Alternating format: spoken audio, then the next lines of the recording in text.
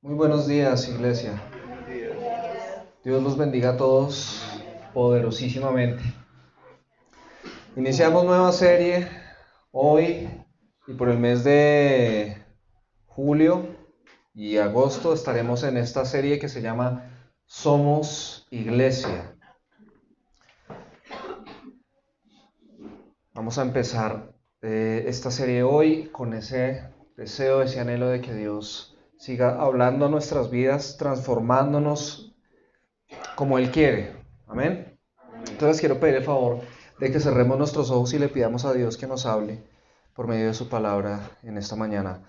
Padre, te damos gracias por este tiempo, gracias por tu palabra, gracias por esta nueva serie que queremos poner en tus manos, Señor, y pedirte que te glorifiques, Señor. Queremos pedirte que hables a nuestras vidas, que ilumines nuestros corazones, nuestras mentes, nos hagas ver lo que está mal, nos enseñes a hacer lo que está bien, a enderezar lo torcido, Padre, para que podamos vivir para ti, Señor. Padre, glorifícate hoy dándonos oídos para oír, corazones entendidos, ojos para ver la verdad, Señor, y sabiduría para ponerla en práctica. Te lo pedimos en el nombre de Jesús. Amén. Amén. Y amén. Muy bien, levanten la mano los que se van a morir. Algunos se demoran en levantarla. Amigos, los vampiros no existen. Todos nos vamos a morir, eso lo sabemos, ¿cierto? Claro, es que esa pregunta uno lo toma por sorpresa a veces. Pero todos nos vamos a morir. Eso es una verdad segura e inevitable. Quisiéramos morir de alguna forma, ¿cierto? Tal vez la mayoría de nosotros, si pudiéramos controlar, escoger lo que sería el momento de nuestra muerte, tal vez la mayoría quisiera morirse de viejito, en buena vejez, en su cama, en su camita, rodeado de sus seres queridos, en paz con todos y soltar un último y tranquilo suspiro y a la presencia de Dios. ¿Cierto? Quisiéramos morirnos así. Pero, aunque no es imposible, es muy improbable que pase. Porque podría ser hoy o dentro de unas décadas, no lo sabemos, podría ser en diferentes circunstancias, no lo sabemos, no podemos controlar el cómo y el cuándo de nuestra muerte. Pero lo que sí sabemos es que vamos a morir algún día. Dentro de poco, dentro de mucho, no lo sabemos, pero vamos a morir. Y es inevitable. Ahora, en la Biblia hay otra verdad que es segura e inevitable. La Biblia habla de otro evento que es seguro e inevitable en nuestra vida y es que después de la muerte seremos juzgados. Es seguro e inevitable.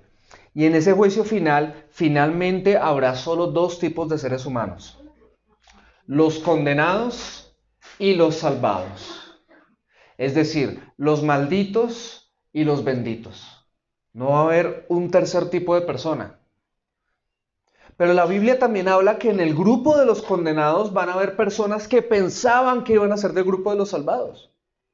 Y se van a llevar una sorpresa aterradora al darse cuenta de que van a ser condenados. Entonces, yo quiero que tú sepas esto. Dios quiere para ti tres cosas por medio de este mensaje.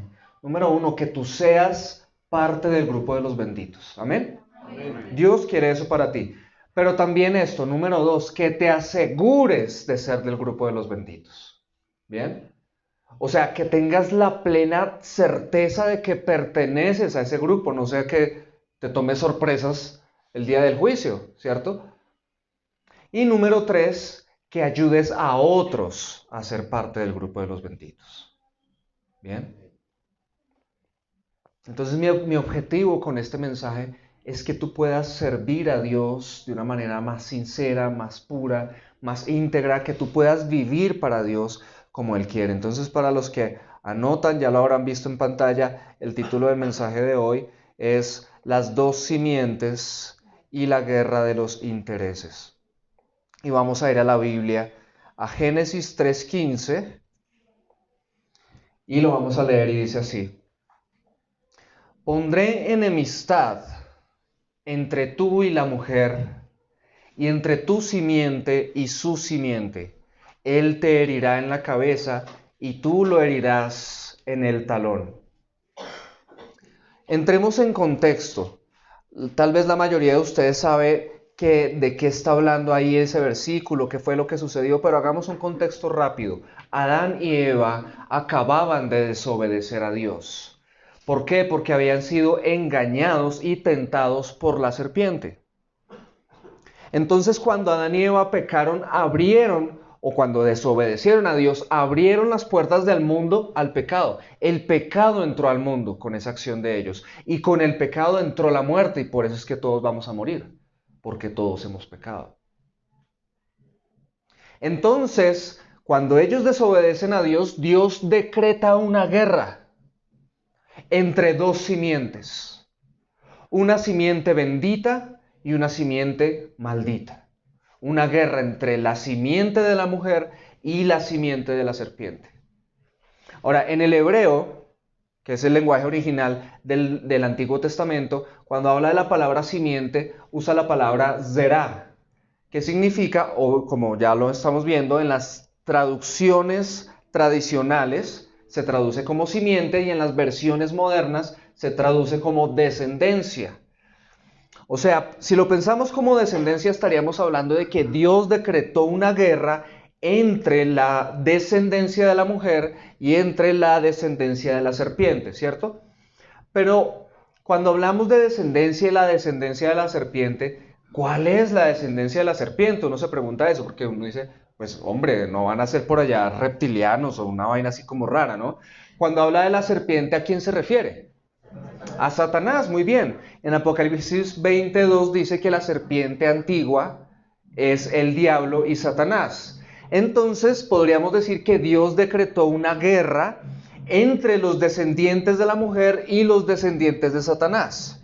Podríamos entender quizás que es una guerra entre humanos y demonios. Popularmente se piensa así. Entonces los humanos somos los buenos, los demonios son los malos, los humanos somos esa simiente bendita, los demonios son la simiente maldita. Popularmente se piensa así, pero no es así. No es lo que la Biblia enseña.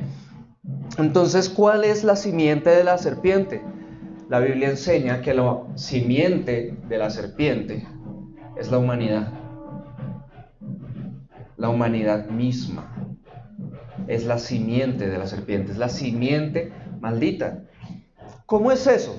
Esto a algunos les puede producir como, ¿qué? Yo nunca había pensado que eso fuera así. Lo vamos a ver a la luz de la palabra. Pero ¿por qué estoy diciendo eso? Porque mira, Satanás derrotó a la humanidad en el Edén. Y desde entonces los seres humanos son los rehenes del diablo. Pero no son cualquier tipo de rehén, son rehenes voluntariamente del diablo. Porque los seres humanos permiten que Satanás haga su voluntad por medio de ellos, y no solo lo permiten, sino que les complace. Entonces no veo yo que si la humanidad realmente es así, sea una simiente bendita. Veamos cómo describe Dios a la humanidad en Génesis 6:5. Y ustedes van a leer esta descripción y ustedes me van a decir si eso les suena a una simiente bendita o una simiente maldita. Mira cómo describe Dios a la humanidad en Génesis 6:5. El Señor vio que era, ¿cuánta? Mucha la maldad de los hombres, ¿dónde? En la tierra. Y que toda intención, ¿cuántas intenciones? Toda intención de los pensamientos de su corazón era solo hacer, ¿cuándo? Siempre el mal. A mí no me suena a simiente bendita eso. Para nada. Pastor, pero es que esos eran los de antes del diluvio. Esos eran unas caspas. No. Sí, se refiere a los que eran antes del diluvio. Tienes toda la razón. Pero Pablo describe a la humanidad antes y después del diluvio. Él habla de toda la humanidad hasta sus tiempos en Romanos 1, 21 al 25. Y mira lo que dice de la humanidad. Nuevamente, yo no puedo ver en esta descripción una humanidad buena, una humanidad bendita. Mira lo que dice. Aunque los seres humanos conocían a Dios, no los respetaron como Él merece, ni le dieron gracias. Terminaron pensando bobadas y se cerraron el entendimiento. Se creían sabios, pero solo eran unos tontos. Y cambiaron la grandeza del Dios inmortal para adorar ídolos hechos con forma de simples hombres, mortales, aves, cuadrúpedos y serpientes. Y atención aquí al versículo 24. La gente estaba, ¿cómo? Llena de pecado y quería hacer solamente el mal. Muy parecido a lo de Génesis, ¿sí o no? Por eso Dios los dejó que siguieran cometiendo pecados sexuales y deshonraran su cuerpo unos con otros. Cambiaron la verdad de Dios por la mentira, adoraron y sirvieron a la creación en lugar de adorar y servir a Dios, el Creador, a quien sea la honra para siempre, así sea. Y él aquí no está hablando solo de la humanidad prediluviana, sino postdiluviana. ¿Y sabe eso a quiénes incluye? A los seres de nuestra era, a nosotros mismos. Pero no, pastor, eso es a los que no son cristianos, nosotros somos diferentes. Sí, tienes razón. Pero es importante que aunque yo sea cristiano y yo ya sepa que no soy, que esto no me describe del todo, yo debo entender que yo era así. ¿Por qué? Porque es que uno muchas veces no sabes cuántas personas yo he hablado y quizás ha sido tu caso, o quizás tú eres así, o has sido así. El tipo de persona que dice, no, yo antes de ser cristiano yo era muy espiritual. Yo era súper espiritual, yo busqué a Dios, yo desde pequeñito lo buscaba y un día lo encontré y desde entonces lo sigo, pero Dios siempre ha estado conmigo, ¿sabe? A mí Dios siempre me ha amado.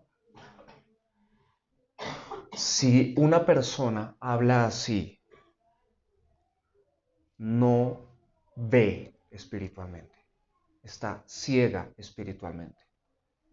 ¿Por qué? Porque no ha podido ver su real condición de pecado de su pasado y no sé de su presente. Y si dice ser cristiana, entonces de seguro no va a poder valorar el sacrificio de Cristo. Porque entonces, ¿para qué murió Cristo si murió por una persona tan espiritual y tan buena, cierto? Pero ¿qué dice la Biblia de todos nosotros? Incluso nosotros los cristianos, mira, en Efesios 2, del 2 al 3, nos dice algo muy tremendo, de quiénes éramos nosotros. Mira cómo empieza, antes vivían, y permítanme agregar el ustedes. ¿Para qué? Para que lo contextualicemos con nosotros, para que lo recibamos nosotros, y también tengamos en cuenta que está hablando de los cristianos de Éfeso, obviamente, de esa época. Antes ustedes vivían pecando igual que ¿quiénes? Todo el mundo. Y se dejaban guiar, atención, se dejaban guiar por el que gobierna las fuerzas de maldad que están en el aire. ¿Y quién es él? Satanás. ¿Y qué hace él? Todavía actúa por medio de los que desobedecen a Dios. ¿Y quiénes son los que desobedecen a Dios? Los que no siguen a Cristo. Los que no siguen a Cristo son los que desobedecen a Dios. Entonces, tienes a toda la humanidad cometiendo pecados, dejándose guiar por el diablo, y están esos cristianos aparte y dice, ustedes también eran así. Versículo 3, todos nosotros vivíamos así antes. Y ahí Pablo se incluye él mismo. Todos nosotros vivíamos así antes. Nuestra forma de vida era complacer los deseos perversos de nuestra naturaleza carnal. Hacíamos cualquier cosa que la naturaleza carnal deseara o que la mente pudiera imaginar. Tal como los demás, merecíamos que Dios nos castigara con su enojo. Tal como ¿quiénes? Los demás. ¿Qué está diciendo? Los demás. Los que desobedecen a Dios, los que no siguen a Cristo, ¿qué merecen? ¿Qué merecen? el castigo del enojo de Dios. ¿Y nosotros los cristianos somos mejores personas que ellos acaso? No, nosotros merecíamos también ese castigo. En otras palabras, ¿hay algún ser humano que nunca merezca o nunca haya merecido el castigo de Dios? No lo hay. ¿Es una simiente bendita? Por ningún lado. La humanidad es la simiente de la serpiente. Obviamente va a surgir una pregunta. Entonces, ¿cuál es la simiente de la mujer que se menciona en el Génesis? Bien, listo, ponle atención. Desde Adán hasta Noé hubo 10 generaciones. ¿Por qué me detengo en Noé? Porque fue en los tiempos de Noé que toda la humanidad desapareció del planeta por el diluvio. ¿Menos quién? Noé y su familia. ¿Cierto? Dios le perdonó la vida a Noé y a su familia. ¿Por qué? Porque la Biblia dice que Noé halló gracia ante los ojos de Dios. Y esa palabra es importante. Gracia. ¿Noé halló qué? Gracia ante los ojos de Dios. Bien, listo. De Noé a Abraham hay otras 10 generaciones. ¿Por qué me detengo en Abraham? Porque a Abraham le fue dada una promesa súper especial. Y está en Génesis capítulo 22, versículo 18. Atención a esto, dice así. En tu simiente, esta es una promesa de Dios a Abraham. Y le dice, en tu simiente serán bendecidas todas las naciones de la tierra, porque tú has obedecido mi voz. Ahí está, ¿la ven? Ahí está la simiente bendita.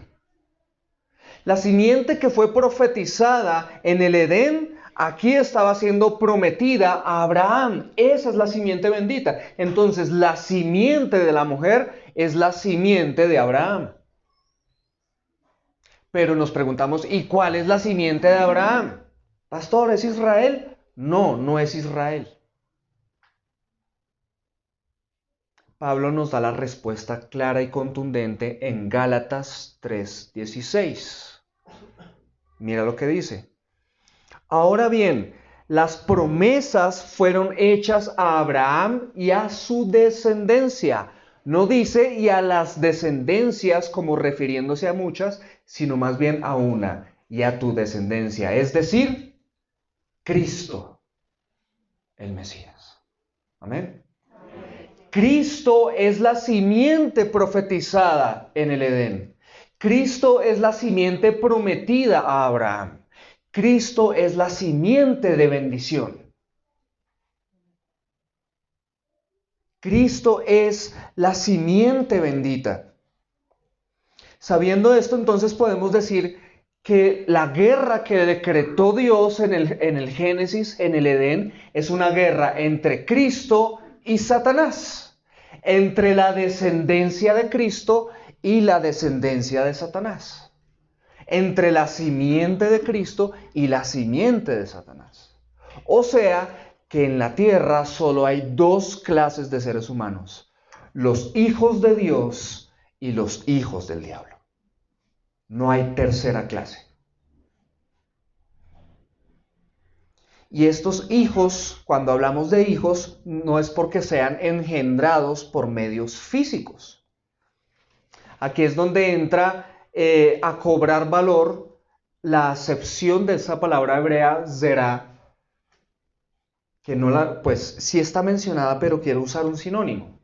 Como les había dicho, esa palabra en las versiones tradicionales se traduce como simiente, pero en las versiones modernas se traduce como descendencia.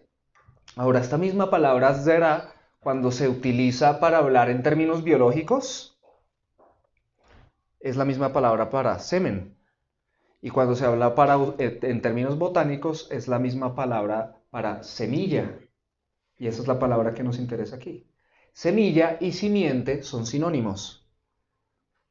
Semilla y simiente son sinónimos. Aquí estamos hablando de ¿qué? Semillas espirituales. En otras palabras, Hay una guerra entre la semilla espiritual de Cristo y la semilla espiritual de la serpiente. ¿Bien? Pero entonces les quiero hacer una pregunta. ¿La semilla espiritual de Cristo está en todos los seres humanos?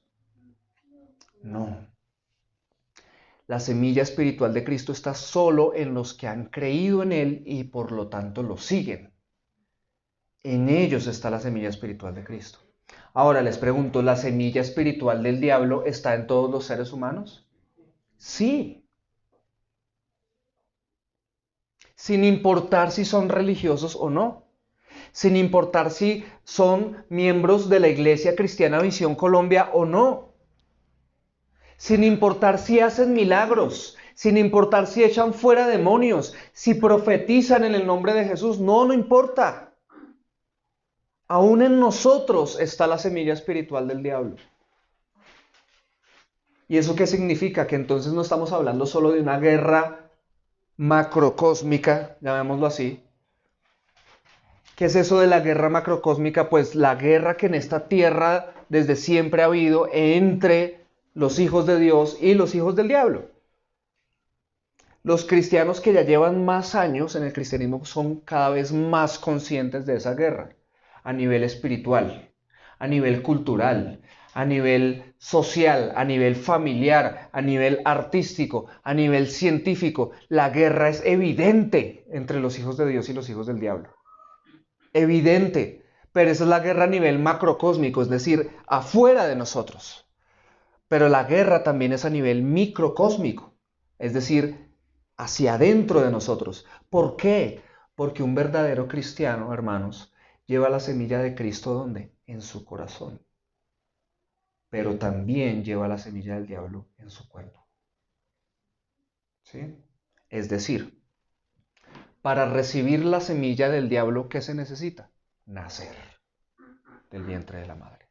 Ya, con eso la llevas. Pero para recibir la semilla de Cristo, ¿qué necesitas? Nacer de nuevo. Necesitas nacer de nuevo. Es decir, el nacimiento del vientre de tu madre te da la semilla del diablo. Pero si naces del agua y del espíritu, para utilizarlo en el lenguaje de Juan 3, es el nuevo nacimiento, ahí es cuando viene la semilla de Cristo.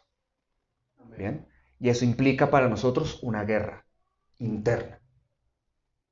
Ahora, en lenguaje del Nuevo Testamento, la semilla de Cristo es la nueva y divina naturaleza que mora en nuestro corazón.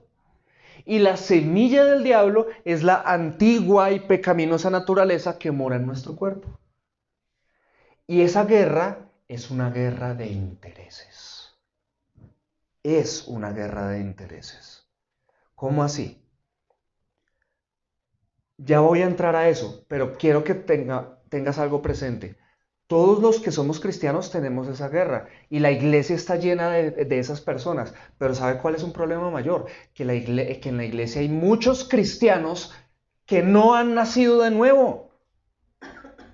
En la iglesia cristiana hay muchos cristianos que no han nacido de nuevo y cuando hablamos de cristianos debiéramos usar comillas en ese aspecto. Porque hay muchos que creen pertenecer a Cristo, pero solo portan la semilla de Satanás. Deberíamos entonces nosotros preguntarnos, ¿cómo puedo identificar entonces si tengo o no la semilla de Cristo en mi corazón? ¿Cuál es la respuesta a eso? ¿Cómo puedes identificar si tienes la semilla de Cristo en tu corazón? Por los intereses que guían tu vida. Por los intereses que guían tu vida. La guerra de los intereses. El ser humano es por naturaleza egoísta. La marca fundamental de la semilla del diablo es el egoísmo. La marca fundamental de la semilla de Satanás es el egoísmo. Alguien podrá decir, no, yo pienso que el orgullo, para mí el orgullo y el egoísmo son siameses. ¿Vale? Pero ¿cuál es el problema? Que cuando nosotros hablamos de egoístas, decimos, uy, no, a tal persona, fulanito. No, es que fulanito es muy egoísta. Y por lo general, cuando tú hablas de fulanito el egoísta, lo que estás queriendo decir es que tú no eres egoísta. ¿Cierto? No, sí, es que ese muchacho es súper egoísta. ¿Qué es lo contrario al egoísmo? La abnegación. Entonces, cuando yo hablo de fulanito el egoísta, lo que estoy queriendo decir muchas veces es que como que yo soy abnegado o algo así, tal vez. Bueno, el psicoterapeuta Nathaniel Branden y la filósofa Ayn Rand escribieron un libro llamado La virtud del egoísmo. Y en ese libro, ellos manejan una tesis bastante interesante y es esta. Todos los seres humanos somos egoístas. No hay fulanito el egoísta. Cuando yo hablo de fulanito el egoísta, soy un egoísta hablando de otro egoísta. ¿Bien? Ahora, ¿qué es ser egoísta? Nathaniel Branden define eso aquí así. Ser egoísta es estar motivado por la preocupación de lo que le interesa a uno mismo. ¿Bien? Ser egoísta es estar motivado por la preocupación de lo que le interesa a uno mismo. En otras palabras, ser egoísta es actuar basado en mis propios intereses. Es hacer todo lo que hago buscando mis intereses personales. Eso es ser egoísta. Y en este libro, La virtud del egoísmo, lo que ellos dicen es, ya que todos somos egoístas, debemos escoger la mejor manera de ser egoístas. Y a partir de ahí es cuando yo ya no comparto la tesis del libro, ¿sí? Porque ellos enseñan que hay un egoísmo malo y un egoísmo bueno. Un egoísmo vicioso y un egoísmo virtuoso. De ahí el título del libro, La virtud del egoísmo. ¿Bien? Entonces, para poner ejemplos, ¿cómo sería una persona que actúa bajo el egoísmo vicioso, o sea, el egoísmo malo? Imagínate una persona que no tiene trabajo, ¿sí? Entonces está pasando por una situación económica re difícil, necesita un trabajo ya, le sale la oportunidad, tiene entrevista y él ya va decidido. Si me toca mentir, voy a mentir lo que sea, pero ese trabajo me lo tengo que ganar. ¿Bien? Ese sería un ejemplo de una persona que está siendo viciosamente egoísta, porque está dispuesta a hacer lo que sea con tal de obtener lo que quiere, sea bueno o sea malo. ¿Bien? ¿Cómo sería entonces el ejemplo de una persona virtuosamente egoísta? Piensa en esto. Si todos somos egoístas, entonces la abnegación pura no existe. No existe ese acto de pura 100% real abnegación donde lo que estoy haciendo no tengo el más mínimo interés personal. Todo lo hago por el beneficio del otro. Si todos somos egoístas, esa abnegación 100% pura no existe. Ahora, ¿cuál sería el ejemplo de una persona que actúa bajo un egoísmo virtuoso? Imagínate una persona que se involucra, se enlista en un grupo de ayuda humanitaria a huérfanos y esa persona se mete allí como voluntaria. Uno dice, oh, qué bonito. Es una persona abnegada, ¿cierto? Según lo que estos dos autores dicen es, pareciera que fuera abnegada. Y esa persona lo que está haciendo es maravilloso, pero lo está haciendo por intereses personales. ¿Cuáles? Pueden ser muchos. Déjame darte un ejemplo. No, es que me encanta ver a otras personas siendo beneficiadas por mi vida. Me encanta el hecho de saber que mi vida está siendo útil para el bien de otros. Me satisface y me siento en cierta manera bien conmigo mismo de saber que estoy haciendo algo bueno con mi vida. En otras palabras, me gratifica hacer el bien porque eso me hace sentir que soy una mejor persona.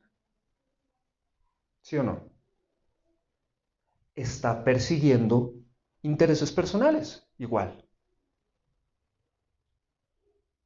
Está siendo egoísta, pero de una manera más virtuosa que el otro, ¿cierto? Entonces, si esta premisa es cierta, ¿cuál? Que todos somos egoístas, eso haría evidente que la simiente del diablo en todos nosotros es la que nos impulsa a actuar pensando en nosotros mismos. Es la semilla de Satanás la que nos impulsa a actuar buscando nuestro propio beneficio, nuestro bienestar, nuestro placer, nuestra fama, nuestro mérito, nuestra gloria, etc. Es la simiente de Satanás la que nos impulsa a hacer eso. Les hago una pregunta. ¿Cómo se dio a conocer Dios a Moisés? ¿Bajo qué nombre, más bien? Para hacer la pregunta más clara. Yo soy. ¿Cierto? Miren, yo creo que uno podría sacar toda una serie trimestral de enseñanzas de qué significa ese nombre yo soy. De Dios, el nombre yo soy. Eso es algo muy profundo, supremamente profundo, porque Dios no es yo era, ni yo seré, sino yo soy. Aún este creador del universo, antes de que creara todo, antes de que creara al mismo tiempo, Él ya era yo soy. Y ese yo soy significa yo soy el más grande, yo soy el único, yo soy el primero y el último. O sea, ese nombre solo lo puede tener Él. ¿Sí? Yo soy, solo lo puede tener Él. Pero ¿sabes qué es lo que hace la semilla de Satanás en uno? Que nos paremos delante de Dios, del gran yo soy, y digamos, no, tú no eres, yo soy. Eso es lo que hace la simiente de Satanás en uno. Consideren el egoísmo de Satanás, quien siendo el más glorioso de todos los arcángeles no le bastó y decidió, como ustedes podrán leer en Isaías 14, algún día pensar y decir, voy a poner mi trono por encima de las nubes de los cielos, me voy a poner a mí mismo por encima de las estrellas, yo me haré semejante al Altísimo. Y esa es la caída de Satanás. Consideren el egoísmo de Adán y Eva, que no les importó ser la creación más maravillosa de la tierra. Y pecaron. La gente dice, oiga, pero un pecado comerse una manzana. Pero es que ese no fue el pecado. Y ahora entre los cristianos popularmente dicen, no, pues es que el pecado fue que desobedecieron a Dios. Sí, pero eso es muy superficial. El pecado realmente es que ellos quisieron ser como Dios. Porque Satanás les dijo, no, no morirán. El día que coman de ese fruto, Dios sabe que se les van a abrir los ojos y van a ser como Dios. Eso fue lo que ellos buscaron. No les bastó con ser la más preciosa de las creaciones en la tierra, sino que quisieron ir por más. Considera el egoísmo de Judas, que no le bastó con ser uno de los 12. Es que de los 12 apóstoles solo habrá 12. O sea, cristianos seremos millones, pero apóstoles 12. Y no le bastó. Las recompensas que iba a tener, hermanos. Las recompensas que iba a tener. Y no le bastó. No le bastó ser discipulado durante 3 años por el mejor de los maestros que ha pisado la tierra. No le bastó. Todo lo contrario. El día que entró esa mujer con un perfume carísimo a ungirle los pies a Jesús, en un acto de adoración a nuestro Salvador, al Hijo de Dios hecho hombre, lo que Judas ve es, ¡qué desperdicio! Y eso es lo que dice. ¡Qué desperdicio! Hubiéramos vendido ese perfume y hubiéramos repartido el dinero a los pobres. Menos mal, Juan lo boleteó en el Evangelio, ¿cierto? Diciendo que no era que a Judas le interesaran los pobres, sino que amaba el dinero. Y como era el que cargaba siempre la bolsa, se robaba la plata, se robaba la plata. Y si hubieran vendido ese perfume, hubiera podido robar más para él. y por esa razón traicionó a Jesús por 30 monedas de plata. Intereses. ¿Ves los intereses de Satanás? ¿Ves los intereses de Adán y Eva? ¿Ves los intereses de Judas? Considera el egoísmo de los fariseos, que no les bastó ser los guardianes de la ley por siglos. ¿Qué privilegio tenían ellos? Pero no, ellos se creían los hijos de Abraham, se creían los hijos de Dios e incluso se creían que eran de una clase muy superior al resto de los judíos, por el solo hecho de ser fariseos. Y entonces Jesús un día se les acerca y les dice, si ustedes fueran realmente descendientes de Abraham, si ustedes fueran los hijos de Abraham, no estarían buscando matarme. A la luz de lo que estamos viendo hoy, quiero que entiendas esas palabras de Jesús. Lo que él está diciendo es, si ustedes fueran la simiente de Abraham, o sea, si ustedes fueran de mi simiente, si ustedes fueran de los míos, no estarían buscando matarme. Ustedes buscan es hacer los deseos de su padre. Y ellos se responden y le dicen, nosotros somos hijos de Dios. De hecho, toda la gente los veía a ellos como el arquetipo de ser un hijo de Dios. Esos son los hijos de Dios más hijos. Los fariseos. Así los veía la gente. ¡Wow! ¿Sí? Ellos se voltean y le dicen a Jesús, nosotros somos hijos de Dios. ¿De qué está hablando? Él se voltea y les dice, ustedes son hijos de su padre, el diablo. Y los deseos de su padre son lo que ustedes quieren hacer. Y el corazón de ellos les ardía en contra de Jesús. ¿Por qué? Porque en 3 años les robó seguidores a lo loco. Robó entre comillas. Y fuera de eso se encargó de hacerles ver su hipocresía y ellos no aguantaron eso.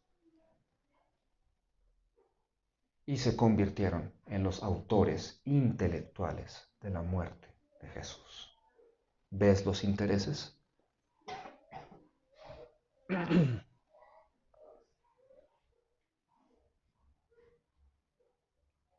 Se puede ser hijo del diablo y creer que se es hijo de Dios. Sí, le pasó a los fariseos.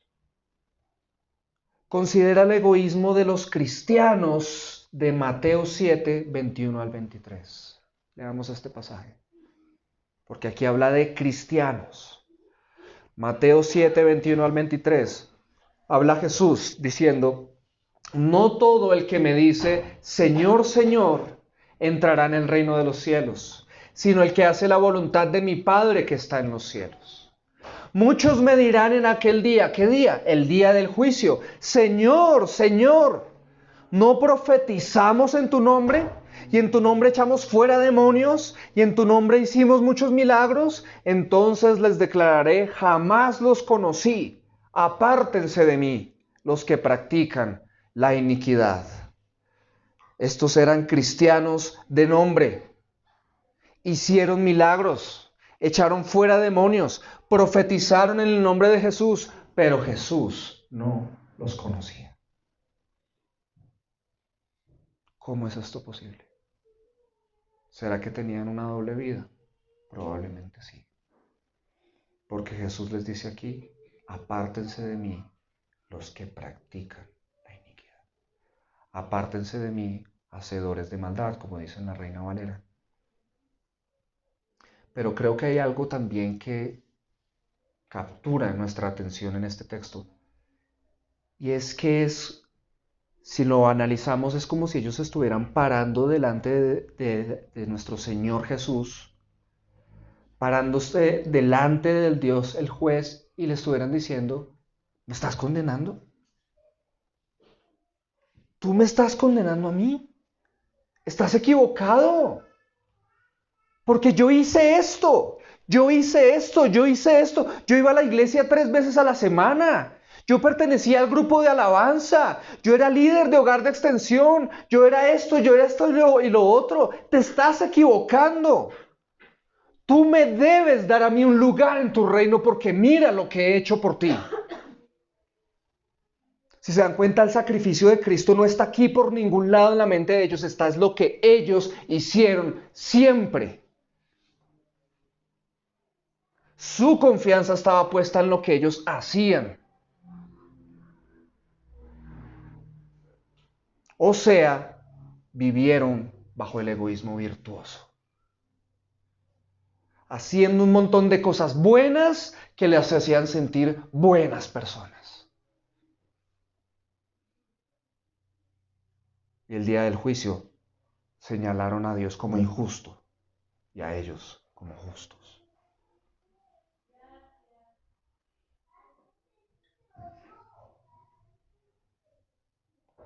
Pero el Hijo, el que es hijo de Dios, el verdadero cristiano, no encaja en el egoísmo vicioso ni en el egoísmo virtuoso. ¿Estoy queriendo decir que nosotros no somos tentados de esas formas? Obvio, no estoy diciendo eso. Todos los días. Ponte hoy de aquí adelante el resto del día a ver cuántas cosas te salen en las que estás pensando solo en ti mismo. Montones. Por eso estamos hablando de una guerra de intereses. Pero lo que sí estoy queriendo decir es que el Hijo de Dios no encaja en el egoísmo virtuoso o en el egoísmo vicioso. Sencillamente no podemos decir, este es mi lugar. No podemos. ¿Por qué? Porque Jesucristo vino a acabar con el egoísmo. Amén. Jesucristo vino a acabar con el egoísmo. Considera la generosidad de nuestro Dios. El que creó todas las galaxias con el poder de su palabra. Tan glorioso. El gran yo soy, eterno, autoexistente, todopoderoso. En algún momento de la historia, si es que se le puede llamar historia a este punto, no sé cómo sucedió, Él decide hacerse hombre.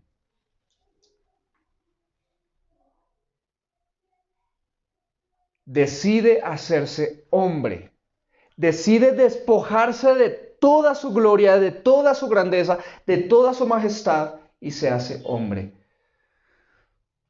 Tal vez nosotros no entendemos la humillación que hay detrás de eso. No tenemos ni idea. ¿Qué sería humillante para nosotros? Imagínate que te agarráramos a ti, te agarráramos en este momento y te pusiéramos aquí al frente, te arrancáramos la ropa, te dejáramos aquí en ropa interior. ¿Te sentirías avergonzado? Sí. Pero no solo hiciéramos eso, sino empezáramos a señalarte y empezáramos a decir entre todos nosotros todas las cosas que tú has hecho, todos tus pecados, los que incluso pensabas que nadie sabía, te los empezamos a señalar y a burlarnos y a insultarte por todas las cosas malas que has hecho, incluso tus pensamientos más oscuros e incluso las intenciones de tu corazón más ocultas, y te señalamos y te señalamos. ¿Te sentirías humillado? Claro que sí. Pero aún así seguirías siendo un ser humano. Dios dejó su gloria para hacerse humano. Solo en la medida que podamos conocer la gloria de Dios, vamos a entender la humillación que para Él significó hacerse hombre.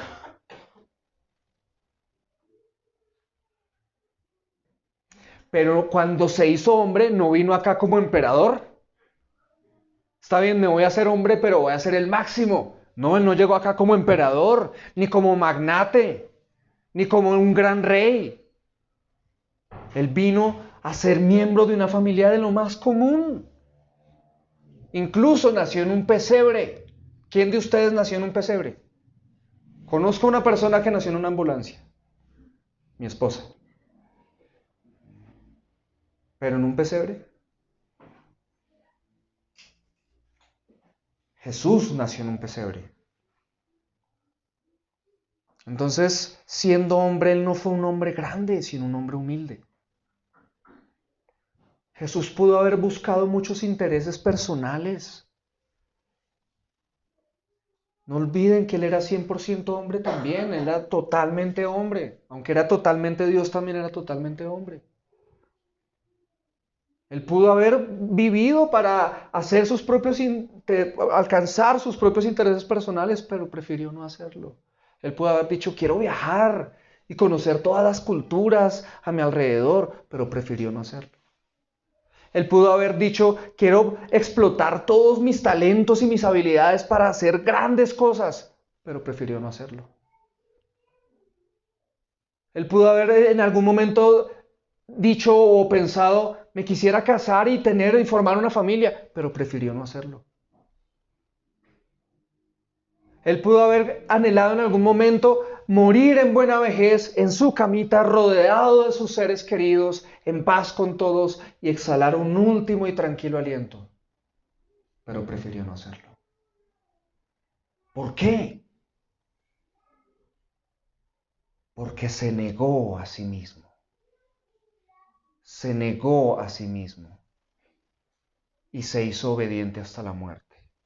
Y muerte de cruz. Y allí estaba nuestro Salvador a los 33 años apenas. Yo tengo 37. Él estaba a los 33 años, semidesnudo, clavado en una cruz, frente a todo el pueblo que lo señalaba como el peor pecador, como el peor criminal. Y ahí estaba él desfigurado, desangrado, escupido, en alto en una cruz, muriendo sin haber cometido un solo pecado. Era injusto para él como hombre y mucho más injusto como Dios. Y ahí estaba él soportando la humillación y la vergüenza. ¿Y por qué lo estaba haciendo? Por ti.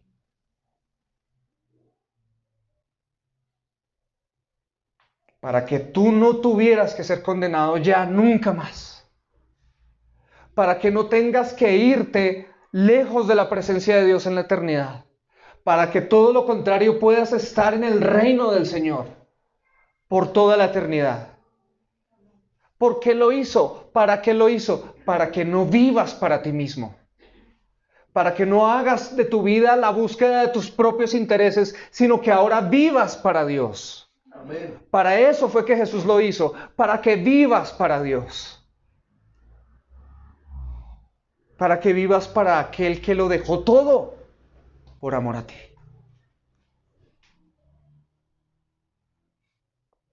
Por lo tanto, mis hermanos, la diferencia entre la simiente de Satanás y la simiente de Cristo es esta. Los hijos del diablo tienen intereses personales buenos y malos, pero siempre egoístas. En cambio, los hijos de Dios son dirigidos por el interés personal de obedecer a Dios y de honrarlo con sus vidas. En otras palabras, los intereses personales de los hijos de Dios son los intereses personales de Dios. Hay una marcada guerra espiritual entre dos tipos de personas. Los que quieren hacer la voluntad de Dios y los que quieren hacer su propia voluntad. Los que están dispuestos a matar su egoísmo y los que están dispuestos a defenderlo hasta la muerte. Los que se alimentan de la voluntad de Dios y sus deseos o los que se alimentan de su propia voluntad. Es por eso que Dios cuando le dijo a Abraham, en tu simiente serán bendecidas todas las naciones de la tierra porque tú has obedecido mi voz. Ojo, en la medida de que Abraham pasó tiempo con Dios y conoció a Dios, de su corazón empezó a brotar el deseo de interesarse en los intereses de Dios y por eso obedeció la voz de Dios. Y es por eso que cuando Jesús dijo, no todo el que me dice Señor, Señor entrará en el reino de los cielos, sino el que hace la voluntad de mi Padre que está en los cielos. Porque en la medida que tú conoces más a Cristo, cada vez va a brotar en tu corazón el deseo de hacer la voluntad de Dios. Porque eso es lo que produce la simiente de Cristo. Y es por eso que Jesús dijo en Juan 4:34, mi comida es hacer la voluntad del que me envió y llevar a cabo su obra. Atención, mi comida, es decir, mi satisfacción, mi deseo, mi interés personal es hacer la voluntad del que me envió y llevar a cabo su obra. O sea, la simiente de Cristo hace brotar en nosotros el interés de Dios y es su voluntad y su obra.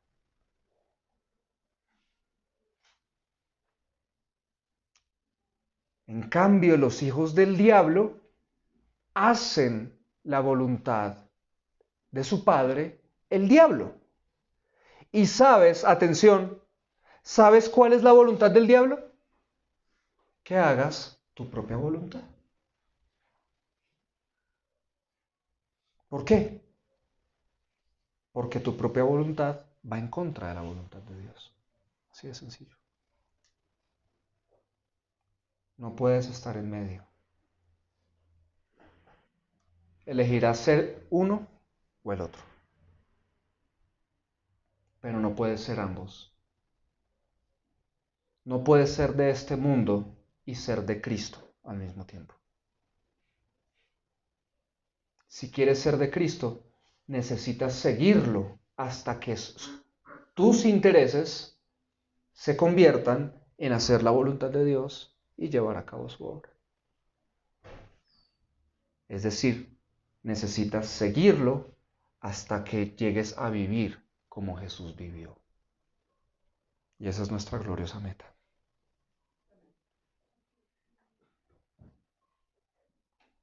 Concluyendo, ¿qué puedes hacer para que la semilla de Cristo produzca fruto en tu corazón? O dicho de otro modo, ¿qué puedes hacer para que tus intereses sean los intereses de Dios? Te quiero dar 5 consejos prácticos. Con eso cerramos hoy. Primero, memoriza Filipenses 2 del 3 al 4. Medita en él a diario y ponlo en práctica. Filipenses 2 del 3 al 4 dice, no hagan nada por egoísmo ni por vanagloria sino que con actitud humilde cada uno de ustedes considere al otro como más importante que a sí mismo, no buscando cada uno sus propios intereses, sino más bien los intereses de los demás. Memorízate esos 2 versículos. Medita en ellos a diario y ponlos en práctica en tu vida. Y vas a ver cómo en tu corazón empiezan a brotar los intereses de Dios. Segundo consejo, haz de tu relación con Jesús algo íntimo, transparente, diario, sagrado y no negociable. Déjame decírtelo de nuevo. Haz de tu relación con Jesús algo íntimo, transparente, diario, sagrado y no negociable. Si tu relación con Jesús se vuelve sagrada, diaria y no negociable, van a brotar en tu corazón los intereses de Dios. Tercer consejo, lee biografías cristianas. Lee biografías de cristianos que desafíen tu vida radicalmente.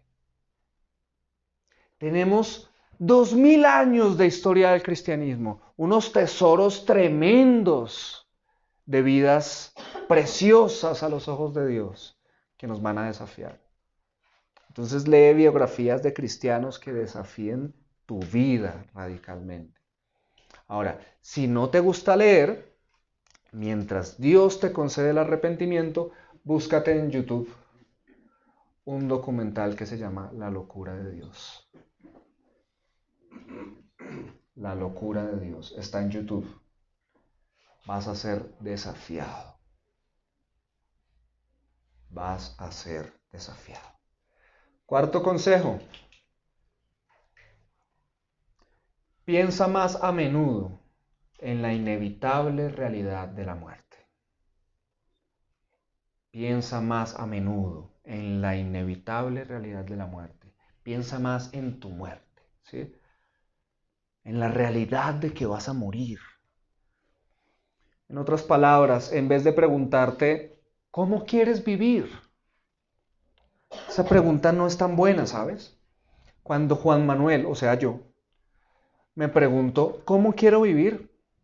Yo por lo general pienso, a mí me gustaría tener una casa así, así, con tantos baños, con tantas habitaciones. Me gustaría tener 2 carros, una casa con un espacio súper grande para tener un piano de cola y una batería así bien, ¿sí? Nada más ese piano y esa batería entre ambos valen como 150 millones de pesos. Yo digo, me gustaría conocer Israel, yo quisiera viajar a Israel, me gustaría viajar a Grecia, me gustaría conocer el Reino Unido, que eso es como Boyacá, pero sin chozas, ¿sí? Más bien con castillos. Eh, exacto.